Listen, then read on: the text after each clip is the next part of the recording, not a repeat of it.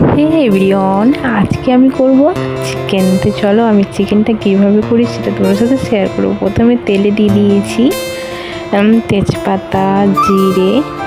তো ওটা দেওয়ার পরে পেঁয়াজ টেয়াজ দিয়ে ভালো করে মশলাটাকে কষে নিচ্ছি। দেন এটার মধ্যে দিয়ে দিলাম আমি মাংস।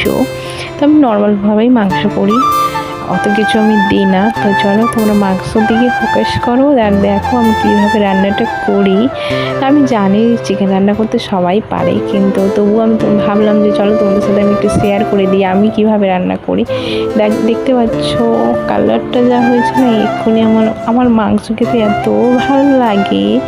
এখনই দেখে মনে হচ্ছে কড়াই থেকে টুক করে তুলে নিয়ে খেয়ে নিই। আমার প্রচুর পরিমাণে মাংস খেতে ভালো লাগে। তো দেখো তেল যা ছুটেছে গাইস মাংস থেকে, ইস দারুণ।